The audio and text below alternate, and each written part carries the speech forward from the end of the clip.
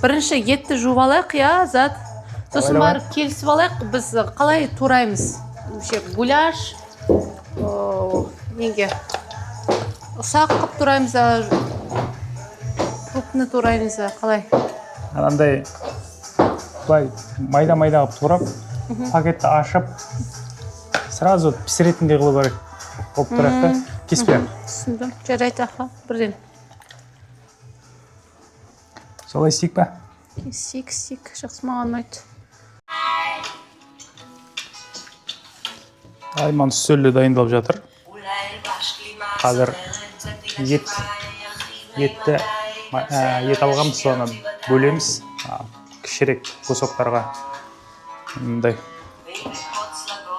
жүк еткізіп тамақ пісіргенге ыңғайлы болу үшін.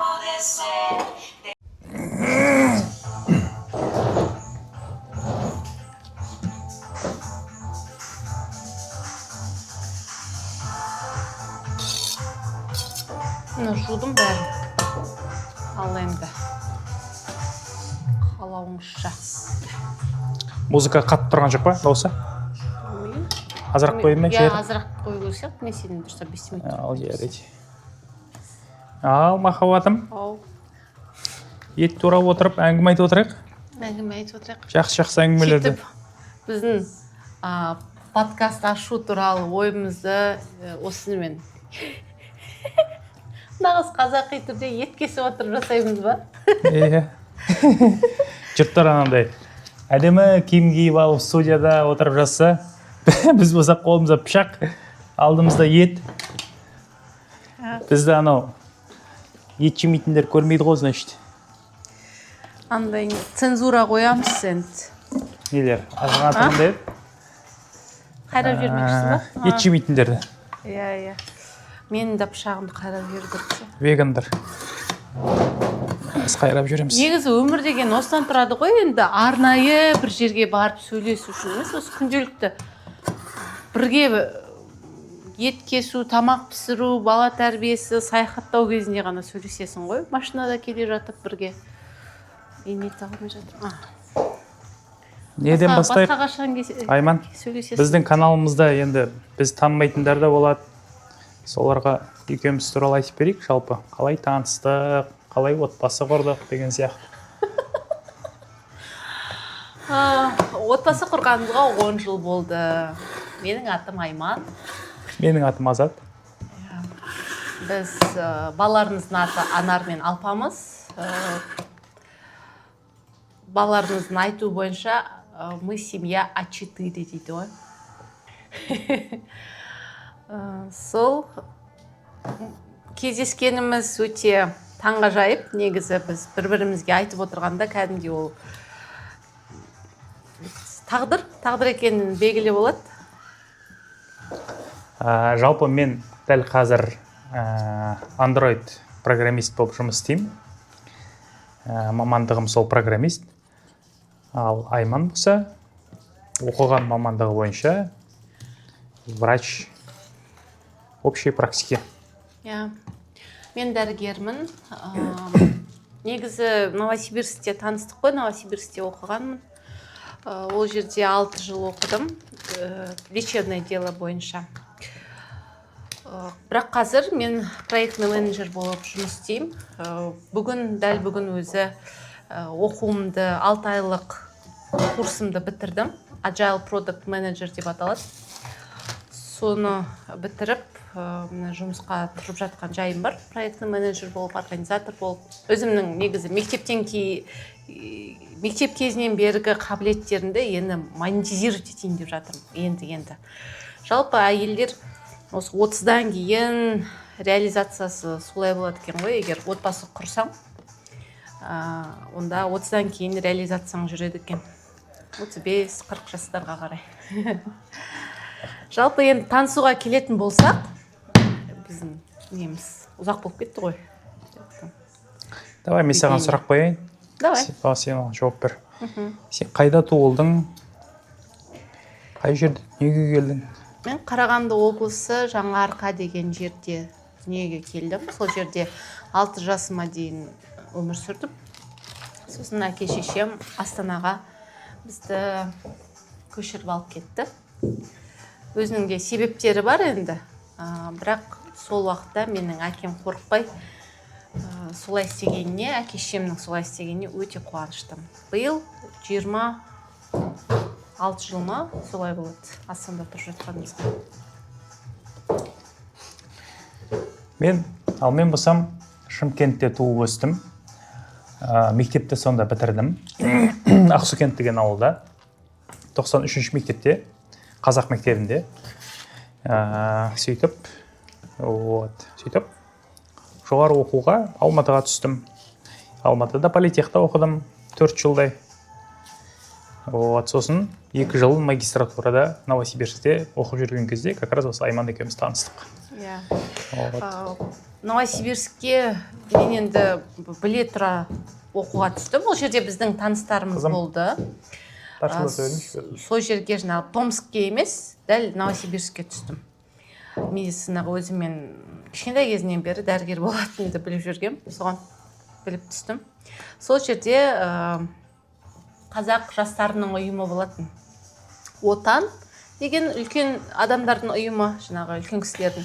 Ал Ақжол деген ол жастардың ұйымы болатын. Сонда барлық енді Қытайдан келген қазақтар, Монғолиядан, Қазақстаннан, сол Ресейде тұратын қазақтар, жастар сөйтіп жиналатын едік.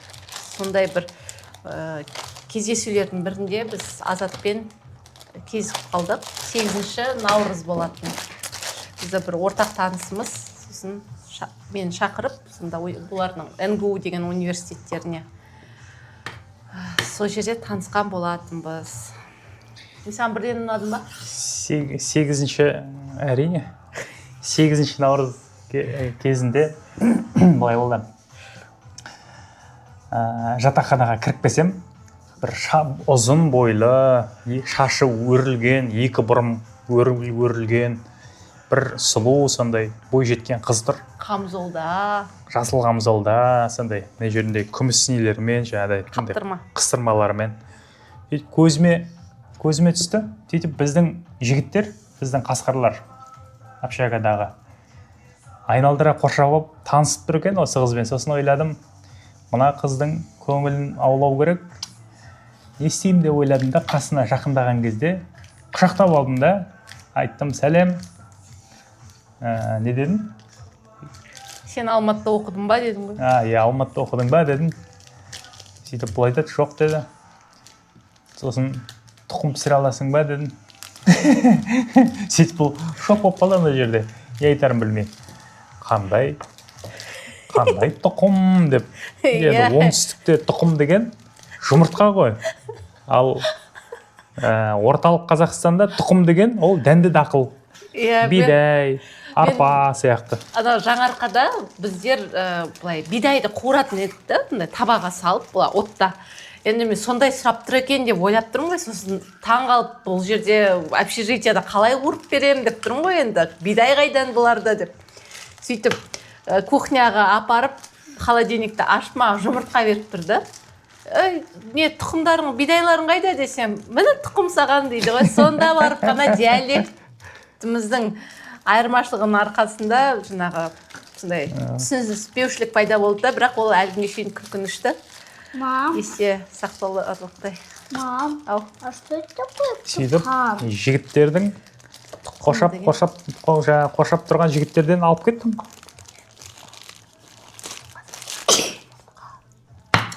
Тұқым деген қызым оңтүстік Қазақстанда жұмыртқаны солай айтады, ол диалект сөз. Ал орталық солтүстік Қазақстандарда тұқым деген ол бидай, ол күріш, семя, орысша ноқат, солардың бәрі. Түсіндің бе? Түсіндім.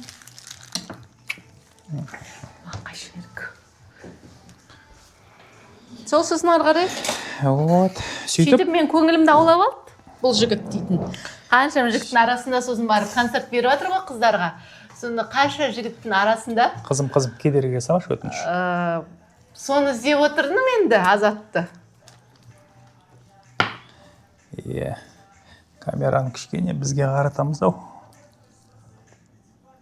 Екеуміз ортасына түсетіндей. сөйтіп 1 жыл бойы артынан жүгірдім бұл қыздың. 1 жыл бойы хат жазып, сосын бір күндердің бір күнінде бұл қыз маған сынды ғой. Сөйтіп маған мындай хат жазып жіберіпті. Мен саған бір кітаптың ішінде бір нелерін берем, оқы, бір бөлімін. Сөйтіп сол бөлімдерімен келісетін болсаң, немесе келіспейтін болсаң, сол оқыған нәрсеңмен маған жазып жібер деп. Жаңағыдай хат жазып жіберіпті. Сосын жақсы дедім, кітабын жіберіпті. Семья и ислам деген кітап. Сөйтіп ол уақытта мен мұсылманмын ғой. Сөйтіп оқыдым, жаңағы ұсынған бөлімдерін оқып қарасам, ішінде біз түсіріп жатырмыз. Не туралы жазылыпты? Целомудрие туралы жазылыпты. Вот. Қыз бен жігіт жүріп жүрген кезде желательно қол ұстаспай, сүйіспей, басқа да қатынастарға түспей, таза жүрейік деген сияқты ниетпен. Сосын айттым, әрине, мен бұны құптаймын, маған ұнайды дедім бұндай идеяң. Мен саған айттым ғой, егер жүретін болсақ, болды, мен арғарай осы жігітім болсаң, арғарай менің жолдасым болуың керексің. Қарым-қатынас деген арғарай бірдеңеге ұласу керек. Егер ештеңеге ұласпайтын болса, серьезный нәрсеге, онда басына бастапты керек емес деп айттым ғой. Сонда сен, ой, менің қасымда қыздар бар, қызғанбасаң бол деп әңгімелесің. Давай, до свидания дедім сосын саған. Сосын 1 жыл жүгірдің артынан. Мыналар жылыштық қойсейшін, нелер? Мұсыр болса пакетке сазай. Вот. Сөйтіп, сразу тұздай беру керек еді, вообще тұз сал. Қазір мен мына жерге салай. Или бүкіл етті бір жерге салмақшысың ба? Бір қабырға не араласып кетеді ғой? Бәрін бірге салып тұздайық, сосын барып бөліп аламыз.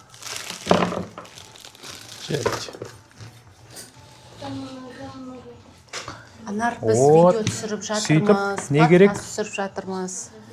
Сөйтіп не керек? Жарайды, істей берсін. Қайта интерактив қызық болады, біз әйтпесе мына жерде. Видеомыз ешқандай интерактив жоқ қой. Жай әшейін отырмыз, ет турап деген сияқты. Қасымыз қалып қойсын. Мен қызым хотя бы бір интерактив жасайды. Біздің беттерімізді көрсетсін мұнда.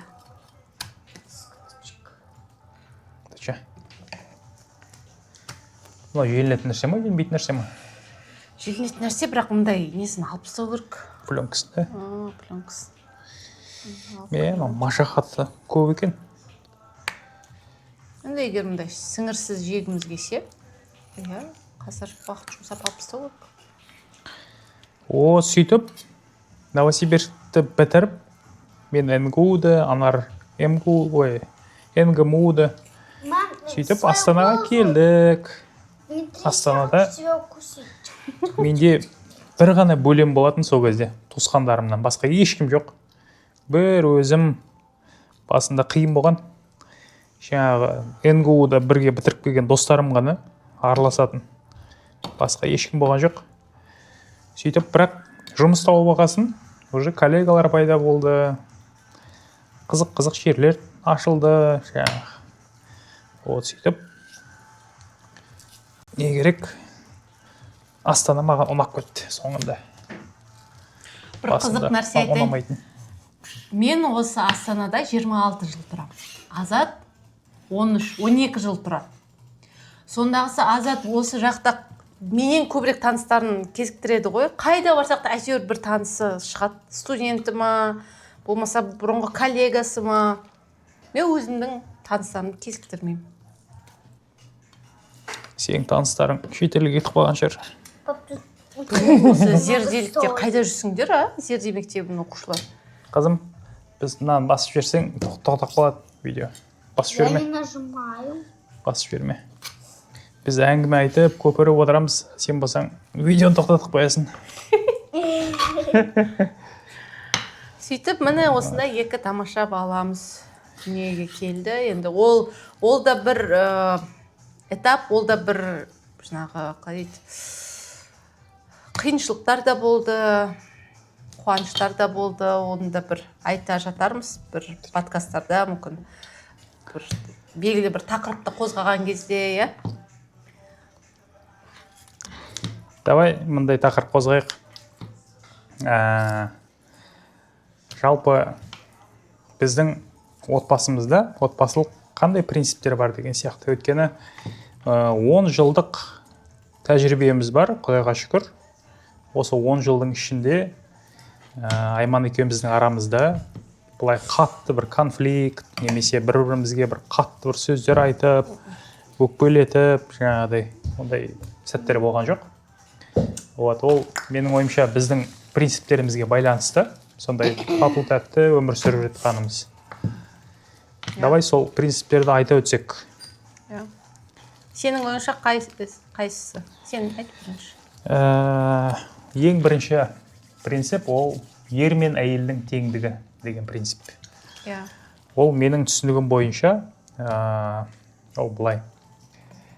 Яғни отбасыда мысалы белгілі бір задачалар болады деген сияқты. Мысалы ақша табу, тамақ пісіру, бала тәрбиелеу деген сияқты задачалар бар. Бірақ оны қалайша біз атқарамыз. Міндетті түрде ақылдаса отырып, әрқайсымызға бір жабысып қойған функция жоқ. Мысалы, ақшаны тек қана мен табуым керек деген сияқты. Ортақ не ретінде қараймыз оған, задача ретінде. Немесе тамақ жөнінде де сондай. Үй жинау жағынан да үйді тек қана Айман жинау керек деген не жоқ, қатықпаған қағида жоқ. Сондықтан мен қорықпай әрдайым қонақ шақырам. Өйткені мен қолдауым бар екеніне білемін. Балалар жұмсаймыз, өзіміз істейміз бірге. Бәріміз бірге істеуге тырысамыз, сонда бір жағынан қызық, мәнді де, сәнді де болады. Істеп жатқан нәрсеміз. Сонда сосын барып мындай неде бар, бірге істегеннің арқасында включенность дейді ғой, сол процесс. Сонда жаңағы бірдеңе өзгеруге да, бірдеңе дамуға да сондай қызығушылығымыз барды да екеумізде. Өйткені бала тәрбиесіне де екеуміз қатысамыз. Бір үйдің ерекше шаруалар болса да бірге қатысамыз да көп жағдайда. Және бір-біріміздің өміріміздің да маңызды сәттерінде бір-біріміздің қасымызда болуға тырысамыз. Соның арқасында жақындық бар, ерекше түсінушілік бар. Негізі Азат менің психологым десем де болады. Енді мен сыртқа да әйелдермен кездесіп барып тұрам. Ол керек нәрсе. Бірақ менің осы ішкі жан дүниемді толықтай түсініп, сезініп, контекстте болатын адам ол Азат. Сол үшін үлкен көп рахмет Алла тағалаға біз осылай жолықтырғанына. Енді Азаттың өзіне де бір қызық айтайын. Егер кішкене артқа қайтатын болсақ, біздің Анар, қызым, ойнауға болмайды дәл қазір, біз түсіріп жатырмыз. Ну вот, я хочу посмотреть, если у меня фото. Айта бер, Айман. Егер артқа баратын болсақ, мен Азатпен танысқан кезде, ол айтты ғой, енді оңтүстіктемін деп, Шымкенттемін деп айтқан кезде, әрине стереотип қосылды. Деп Шымкенттен жоқ, мен енді кішігірім ұнаса дағы уже қорқынышпен алғашқы кездері бүйтіп хабарласып жүргенімізде мен оның әртүрлі ситуацияларды кезіктіріп, мына ситуацияда ашуланасың ба, ал мына жерде қол көтеруге барасың ба деген сияқты бүйтіп. Енді реально испытывала, көп сұрақтар қоя беретін едім ғой, есіңе ме Азат? Айналдырып бүйтіп. Сонда жаңағы өзінің бір ойлауда жаңағы әйел мен ердің теңдігі деген сияқты принциптерді айтып, жаңағы басқаша көзқарасы болғандықтан сөз саптауы да, сөйлеуі да, тақырыптары да мүлде басқа бір жоғары болатын еді. Бүкіл адамзат туралы, қызмет ету туралы тақырыптарды көтеріп, сонда түсінбейтін жүрегін жауап алдық қой дейсің. мындай өзі да активист болатын еді Азат.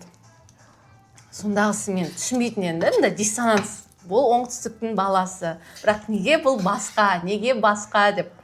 Сөйтіп, енді уақыт өте келе, бір жылдан кейін ба солай, енді бір-бірімізді шынымен де толықтай ұнатып, бір-бірімізді енді болашақта ерлі зайыпты ретінде көретіндей болып жүріп жүрген кезде әке шешеме айттым. Сонда сұрайды ғой, мә, сен оңтүстіктен ба, қалай ол, қалай дегенде мен айтатыным, ол басқа дейтін. Ол мүлдем басқа. Басқа оңтүстіктің жігіті деп айтатын едім. Бірақ түсіндіре алмайтын не екен.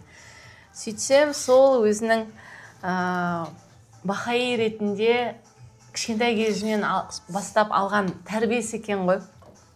Ерекше ететін. Қызым, тоқтап қалады видео.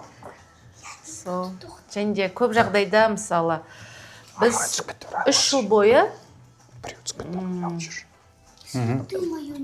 ара қашықтықта қарым-қатынас жасадық. Яғни, 1 жыл бойы жігіт пен қыз болып жүрдік. 1 жылдан кейін, 1 жыл бойы біз жених невеста болып, маған сырға салғаннан кейін солай жүрдік. Содан кейін 1 жыл отбасылы адам ретінде, ерлі зайыпты ретінде 1 жыл осылай